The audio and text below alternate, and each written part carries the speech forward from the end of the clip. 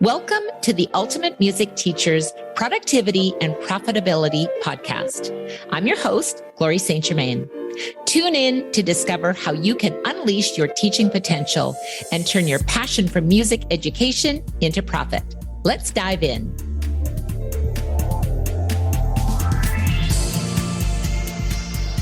Welcome to another episode of the Ultimate Music Teacher's Productivity and Profitability podcast. Music educators from around the world often see things differently, and that's how we learn from experts around the world.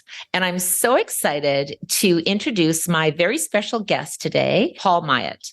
Paul is a passionate piano teacher, author, course writer, and workshop presenter.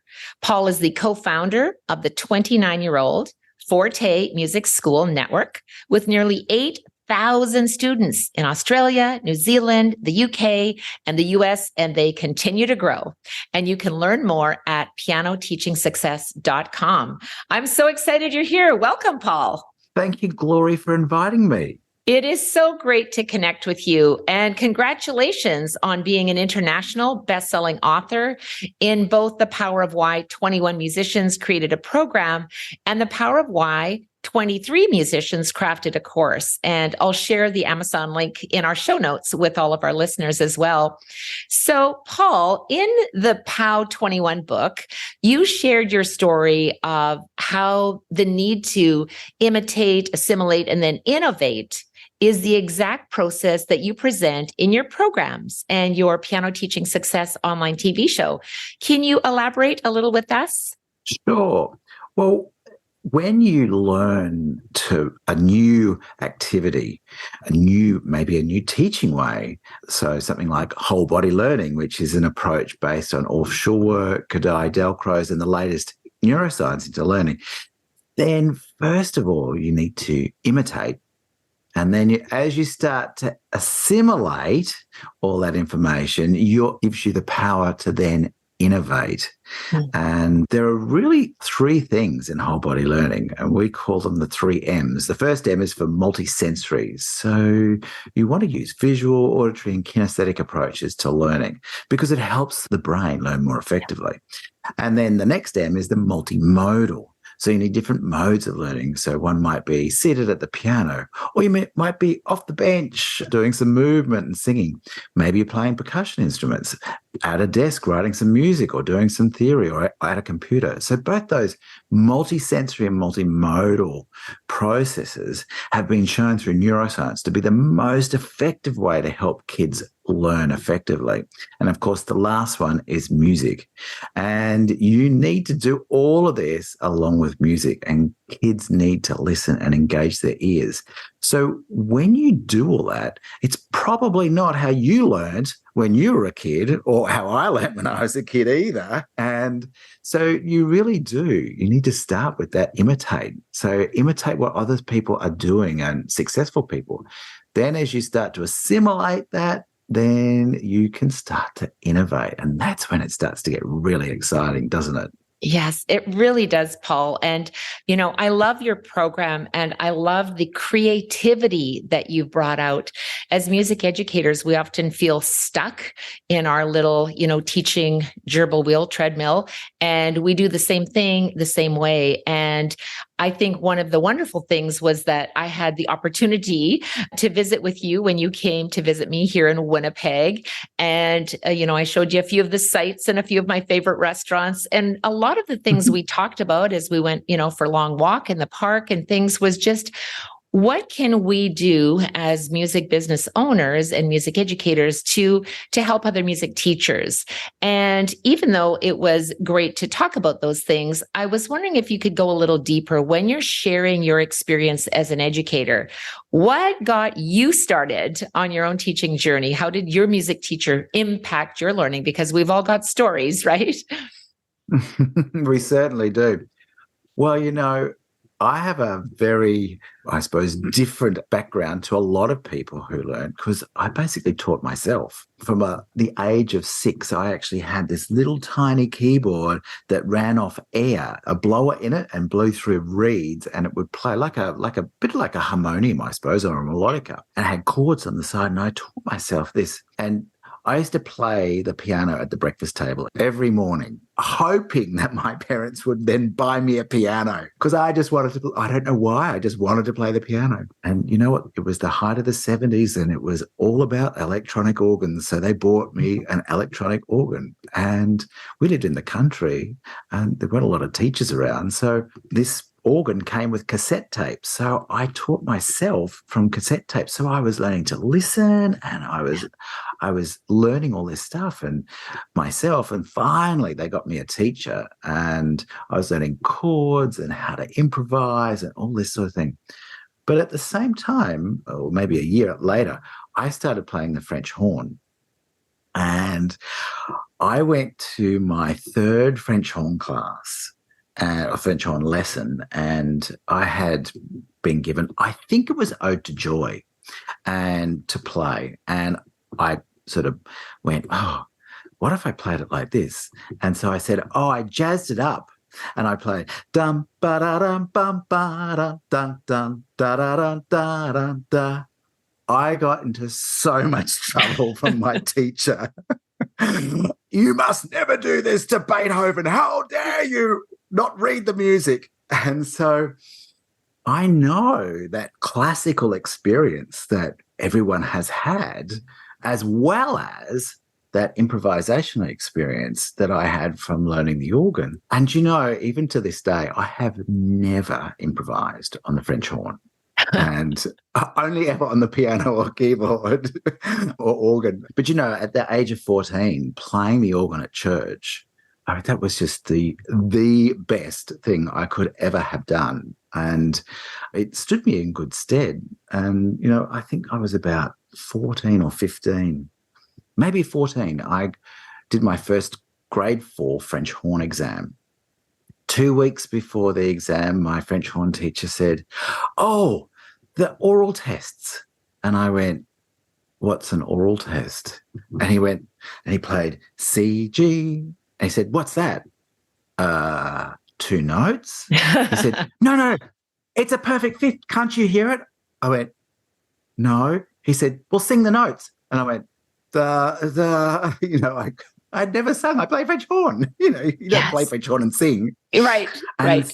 And I mean, I had a good ear, but the ear hadn't been connected to the theoretical understanding. Mm-hmm. And so it wasn't until I started teaching, actually teaching group piano, when I started really getting my ear sorted and really starting to develop my ear. But yeah, and then at the age of 18 or 19, I started playing the piano professionally. And I think I spent 5 or 6 years as the pianist at David Jones in Australia, which is like Macy's in New York or Harrods in London. Yes. And I'll give you the best tip though, you know, when you play the piano for 4 hours every day, yes, 5 days a week, you get really good at playing the piano. You do get really, and obviously you've gotten really good at playing the piano. And I think too, when you talked about, you know, listening to the cassette tapes and things like that, it seems like back then you were already starting to play with backing tracks, as we're calling them in today's world. And certainly that is an essential, and it's an intricate part of your program. And I think when we look back at how the market has changed in the last 3 to 4 years, I think it has really had a powerful impact in a good way for music teachers. And in fact, it's how you and I and Gillian all got to know each other, is because there was that massive shift. So what have you seen in the teaching market, you know, in the last 3 to 4 years, Paul? Well, of course, COVID has made a huge difference. And the biggest difference is in our ability to use technology. Absolutely. But not only that, we have had a huge amount of advances in technology. I mean, just look at Zoom now as a product. But there are lots of other products that are even better than Zoom for sound, for teaching music, which is Yes. amazing. Yeah. So we've seen this, but also music teachers' skills and ability to be able to use the technology. And I think that's one of the critical things. And it's so great because, I mean, I love technology. I've always been sort of at the cutting edge of technology, always the latest phone, latest computer, Yes. because I'm really interested. But that's me. And I know a lot of teachers are not that interested in technology. It's true. It's true. And I see in my kids as well that some of them just, they're not as tech savvy as I am. And I'm like totally surprised. Yeah. But I think that advances in technology have really, really helped us and our industry. And, you know, we've got to be there because our kids are 21st century kids. And we've got to get out of those 19th century teaching strategies that we sometimes use. 100%, 100%. And I think too, now more than ever, you know, we talked when you were visiting here in Winnipeg, and we talked about how learning something new takes courage. And I think music educators need to embrace all of the technology that's available to them. And once you start learning it, it doesn't get as scary, right? You can learn something new and all of a sudden it becomes more comfortable. And Paul, you know, yourself, you're a thought leader, you're a course creator, you're an international speaker. And what do you see as maybe one of the most important ways that you can engage students to keep playing? We talk a little bit about how there's always this big base of students when we start, and all of a sudden, you know, the dropouts happen. So, and how can teachers really learn to make some more income at the same time? We talked a lot about that when you were visiting with, you know, we are business owners. So what would be your thought process on that, Paul? Well, you know, Glory, every 8 years, we lose around 99 out of every 100 piano students. And they're for many reasons. Now, I've delved into this through book sales and student exam engagements. So imagine if instead of only one student surviving, we actually achieved 2 students over 8 years. That would be at least 28 more students. Now, that could be 28 million students worldwide. But what would happen? Imagine if we could save 3 every 8 years. Yeah. So student dropout is a big problem for us. We really need a way for our students to be engaged. And I've got 2 suggestions for teachers. One is using an approach like whole body learning. And this is an approach based on Ulf Schulwerk, Delcroze and Kadai, and of course the current neuroscience around teaching, which is what we call, you know, multisensory and multi-modal, which I spoke about, and music before. But also that we could actually think about teaching in groups. And I think that our industry probably is a little bit tentative and scared about teaching in groups, but it really is fantastic. It really is. I have taught in groups, of course, in my Ultimate Music Theory program for many, many years. And I know the camaraderie and the friendships and the benefits of learning in groups far surpasses anything else in just one-on-one. And sometimes one-on-one is also helpful, and you know, you're preparing for exams and so on. And one of the questions I have for you, Paul, when you travel extensively and you travel to multiple countries and you continue to do so. So what do you see as some of the differences and how teachers view productivity and profitability and what's possible for them as you're traveling from US to Canada to, you know, overseas and so on? Well, Gloria, I hate to say this, but I think there is a limiting factor and issues in our educational environment around money. I know I used to have a limiting belief about money, and we really need to value what it is that we do, and that you can make a good income from teaching music. You know, I've just been in Canada for nearly a week, and when I was here, and, you know, I was speaking to a teacher who said, oh, I can only charge $55 an hour. Now, this teacher was incredibly, PhD, you know, amazing. And, you know, 2 performance degrees. And I think the teacher had around 20 odd students, but I think they were probably all 1 hour students, or, could have been 40 half-hour students, but they're working about 20 hours a week. So their earning potential is under $40,000 a year. Yeah. Now, I currently teach 50 students in groups, teaching around 7 hours a week, and I earn around $72,000 from my teaching. And now, of course, many teachers have mixed ideas on group, but I'm here to tell you, after 30 years of teaching, or over 30 years of teaching group piano, firstly, I know it works.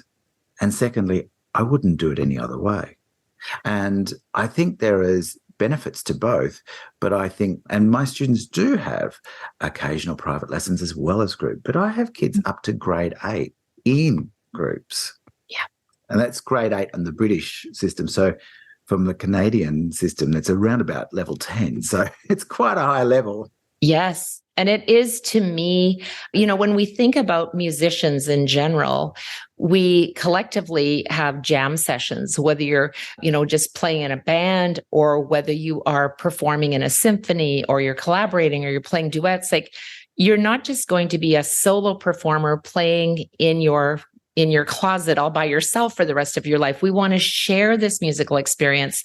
And perhaps if you're just thinking about, if you could share a little bit about how group music lessons really impact musicians in learning, because we're not just learning all by ourselves now, we're learning in a group. So how does that work? Well, you're exactly right. It's about becoming a musician rather than just a piano player. I know, though, kids love team sports. And let's face it, we all love team sports. And so the reality is that kids actually love learning with others, and they make music friends. Yes. And I've got kids in classes that are now 15, 16 and 17 years old. And they've been learning with me and in my music school since they were, like, some of them 9 months old. Yeah. And, we've got the runs on the board in terms of this group teaching, and when it comes to student skills as well. One of my students is attending the Sydney Conservatorium High School. That's the music school for gifted and talented students in Sydney. And she sung with the Australian Opera in 3 different operas. That's amazing. And I just lost 2 of my students because they've just gone to the conservatorium to complete a Bachelor of Music. And that was from just last year. And there are many others that I could tell you about as well. But even back in 1998, I went to the US for the first time with one of our students, who was the first Australian pianist. I wasn't the teacher, of course, but she was the first Australian pianist to debut in Carnegie Hall. So it's been an absolutely amazing experience. And these students have all become brilliant musicians. So what I know to be true is that group teaching, when it's done well, is the best way for the majority of kids to learn. Yeah. Now, that's not sitting kids on headphones with a teacher jumping around from each student, giving each student a 5-minute private lesson. That's just not what it is. These group learning situations are also perfect for all styles of learner, because it's easy to use a multisensory, multi-modal approach. And of course, they love listening to music, and you can do that from the very beginning. Yeah.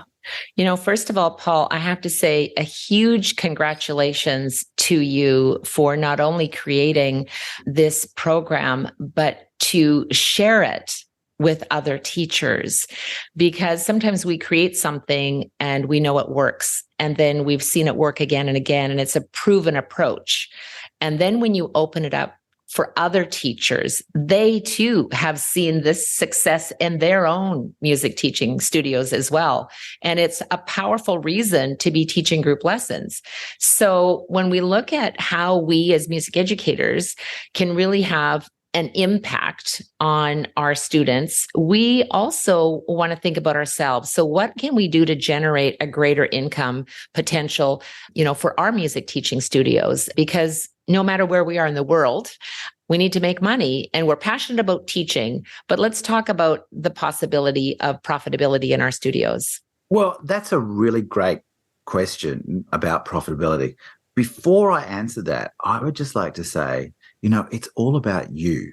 What do you want from your studio? So you got to work that out to start with. Because Right. if you don't have some sort of goal to work towards, then how do you know you're ever going to be on the right pathway?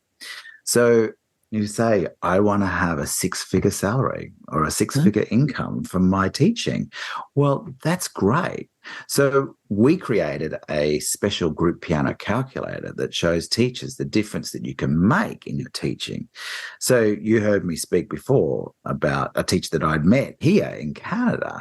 And but in our network, we have two wonderful Forte teachers who have built large music schools of over 1,000 students. They are just amazing million-dollar businesses. Now, that doesn't happen if people don't believe in what they're doing and their clients seeing the results and the benefits of being there. And these businesses, they're just wonderful businesses, and they employ a lot of teachers, and we're training those teachers to become great teachers using whole body learning. And that's really exciting because there are not a lot of pedagogy options that use these sorts of very contemporary approaches. It's, and again, congratulations on not only creating the program, but sharing it and giving those that are open to learning and knowing what they want for their own business the possibility to be creating $1 million business. Oftentimes we just see others and we don't have the mindset to believe that we too can achieve success. But in fact, you can. And you have provided the tools for music teachers to step into their superpowers and learn something new and take charge of what do you want in your life. So when we look back at sort of where you've started and where you're going, what are maybe some of the things that teachers often fear? Like, I'm afraid to, when they're starting to teach group lessons, what's holding them back? Oh, that is a huge list. It's way too long to list everything. But what I can give you is probably the top three. All right. So firstly would be, how do you actually teach groups? Because many of us never learned that way. Right. So we have no experience to fall back on of how to teach groups. And as I mentioned, whole body learning, we incorporate offshore work, and I'm a qualified off trainer from all the work I've done in offshore work. But one of my teachers in offshore work, Dr. Carol Richards, did a PhD when she was lecturing at one of the universities, in that 80% of teachers teach how they were taught, even when they've done a pedagogy or education degree. So it's really hard to get people to change. Yes. So that is the first one, is how do you actually do it? And obviously that's what we teach people, how to do that. But secondly, a lot of teachers ask, how do you transfer my students from private lessons to group? Because there's often a lot of reluctance. And that's a really niche area on how to do that. And it takes time. It doesn't happen overnight, but you can do it. But there's a very specific way of approaching that. And the third thing would be, how do you deal with those differing levels in the group? And I know teachers are just terrified of having different levels in the group.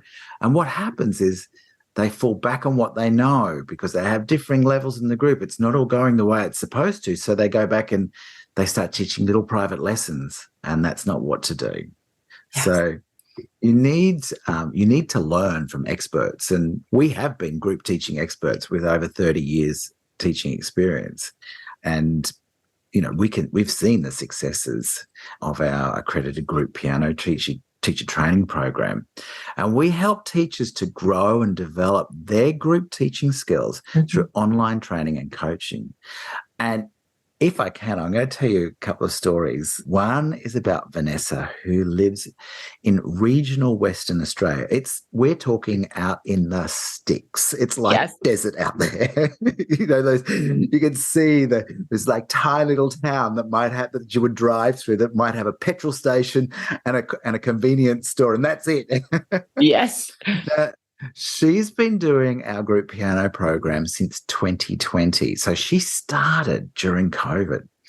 Now, she is now earning well over a six-figure income. She never thought she would be able to do this, like being in the country where she is. And when she started, the word started to spread about how much her students loved learning, so much so that a primary school over 120 kilometres away, that's about 80 miles away, said, can you come to our school on a Monday and just offer music lessons? And she rang me straight away and said, what will I do? I said, well, it's got to be group piano because that's the only way you're going to be able to cater for them.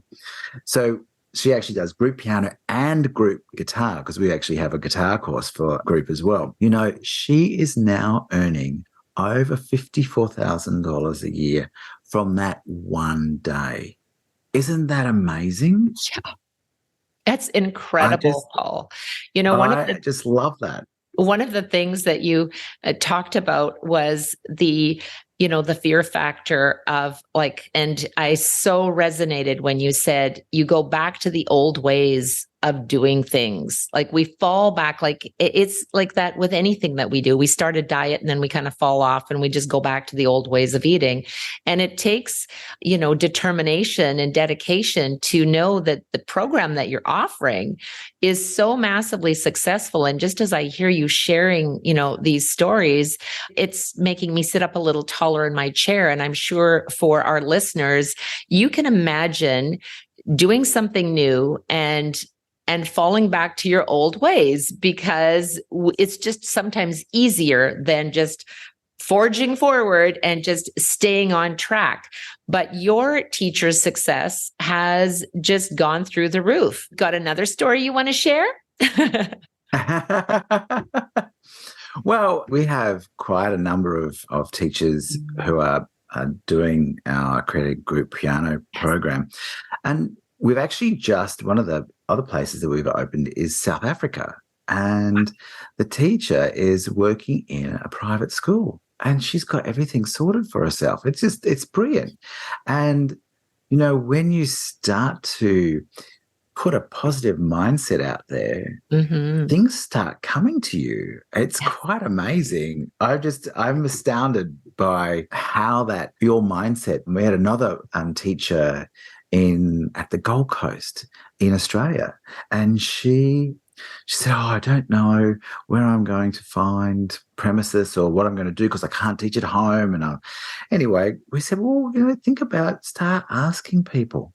In 1 week, she found somewhere that was perfect. And she said, I can't believe it. And I said, it was just positive mindset. You put it out there into the universe. You started asking people for help. I got to find a place. And guess what? They came to you. And it's that when you have a positive mindset, it really makes a huge difference. And, put a smile on the dial and look what happens.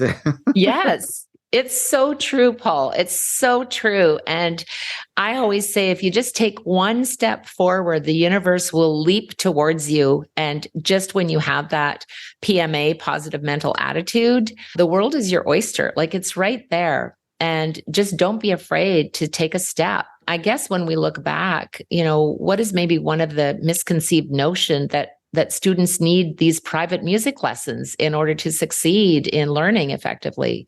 Well, it's not to say that private lessons aren't good. And that is absolutely not what I'm saying. I think private lessons and group lessons can work perfectly together.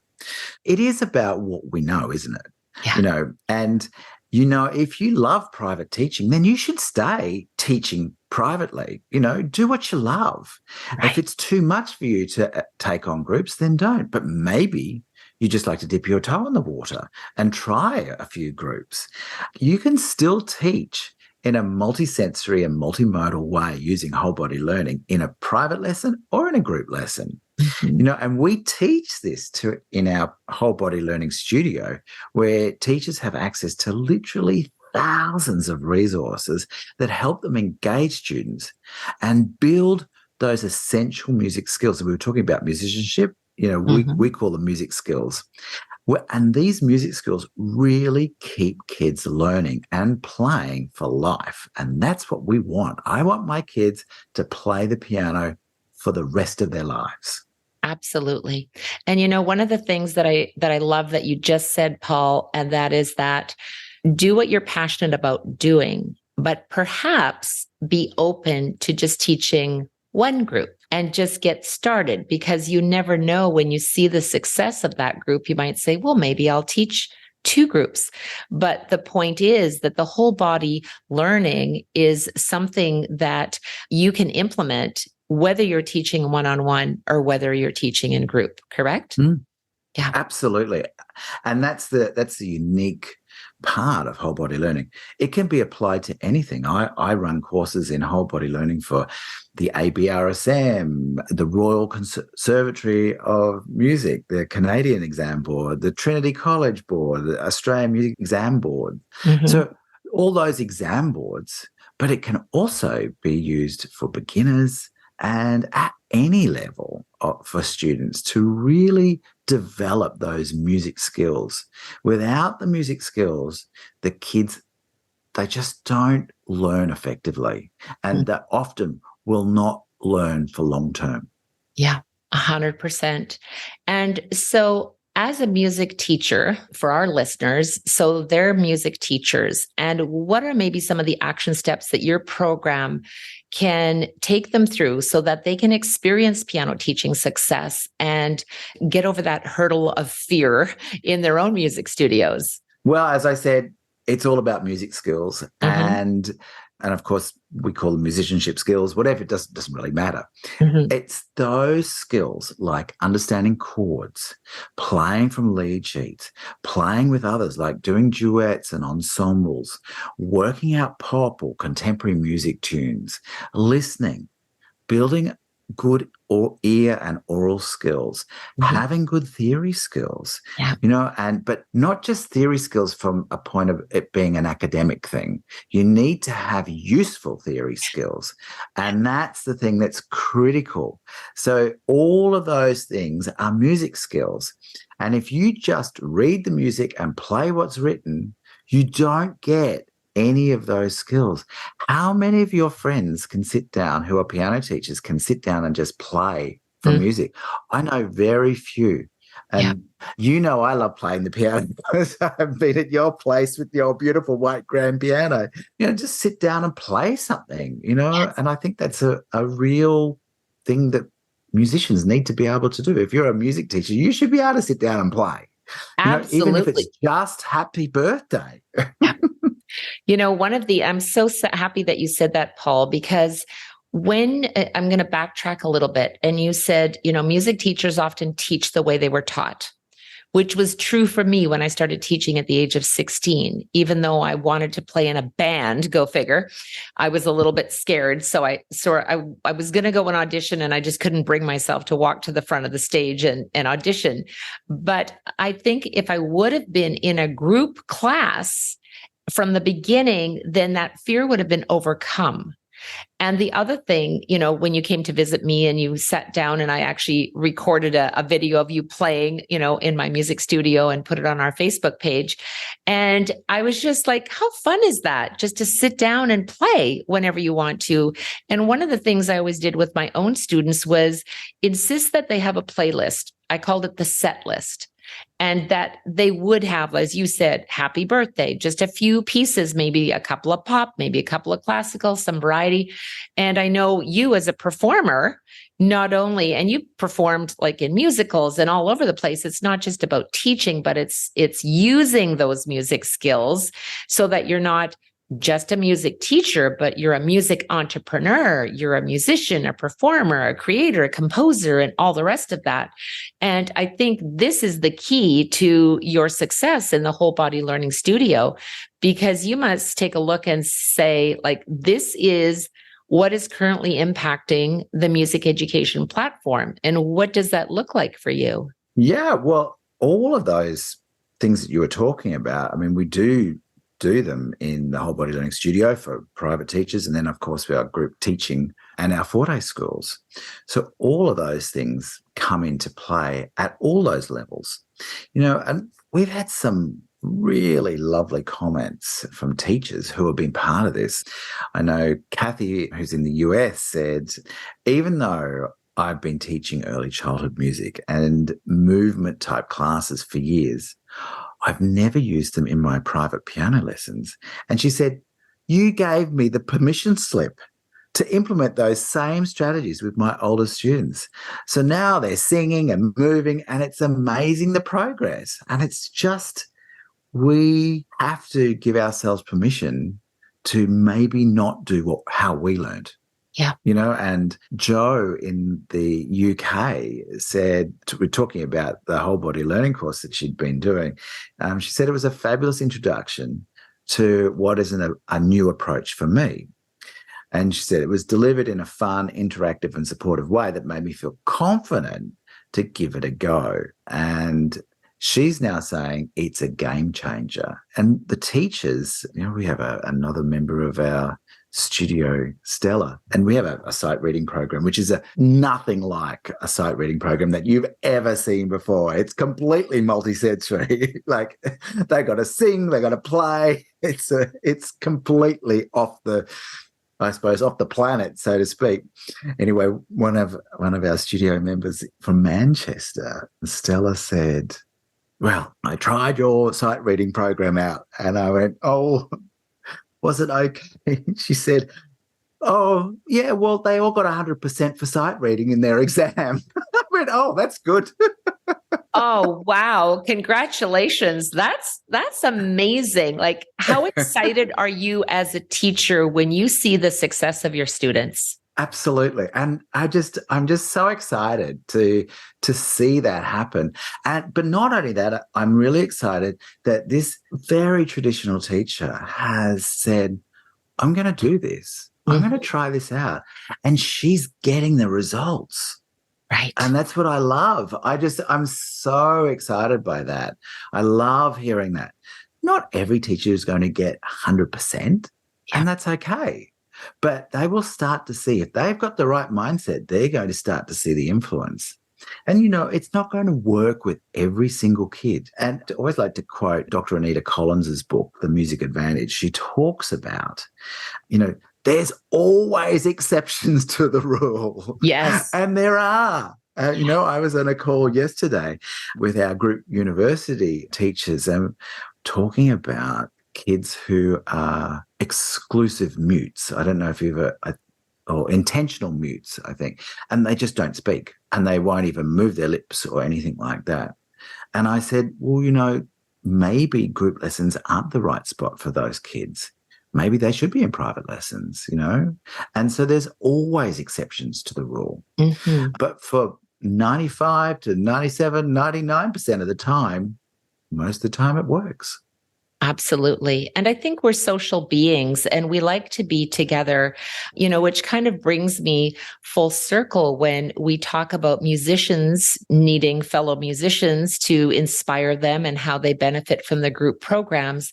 I think music educators as business owners also need the networking opportunity, which really leads me into, you and I as business owners, we have not built our companies all by ourselves. And when we look back at saying, well, how did you get to where you are, Mr. Paul Myatt? Who was your greatest influence in taking you to the level of success that you have in your business today? How did it impact your drive? Because we all have someone that has kind of influenced us or done the ride with us. Well, I am probably the luckiest person in the world, I reckon, because I have a business partner whose name is Gillian Erksine, and her drive and ability to help people be successful in that industry is just amazing. I mean, she basically helped the two teachers who built their music schools to over 1,000 students. And when we both owned large music schools in Brisbane, we both had, or she had at first, 800 students. I went, can you help me? And she helped me get to 800 students as well in my music school. Yeah. And, you know, these $1 million businesses are extraordinary in our industry. Mm-hmm. And so she is doing this and has a wealth of experience. So she's a mentor to many people and a coach, you know. And I first met Gillian. Well, I actually met her now husband when we were teaching together at my old high school back in the 80s. And he actually introduced Gillian and I when I was playing the piano at David Jones. And the rest, as you say, is history. Yeah. Well, you know, I love the success story of you and Gillian, and so grateful that you shared that story in the Power of Why Musicians series as well, just to say, here's how it works, right? Just take the step. It's an amazing success story. And music is the universal language that connects all of the teachers and all of their students, and obviously business owners. And I'm just so grateful that the magic of, you know, the universe brought you and I together, Paul. And it was such a great honor when you came to Winnipeg to visit me all the way from Sydney, Australia. So now I'll have to come visit you in Sydney, Australia one of these days. You will. I'm coming, get ready. So how can music teachers learn more about your Piano Teach Success program? Because you've shared such a wealth of information with us. Where can we learn more? Well, if you're interested, you can hop over to pianoteachingsuccess.com and find out more. And we have some free downloads there. Or you can join our Facebook group. All you need to do is search for Piano Teaching Success. Yeah. And it is Piano Teaching Success ! So congratulations. Thank you again so much, Paul. It was an absolute delight to hear your stories. And of course, you know, we had such a great visit, and I think we walked about a 4K, did we, when we walked around the park and got to just have some great conversations about the music teaching industry. So thank you, Paul. I really appreciate you being here. Oh, thank you, Glory, for the opportunity.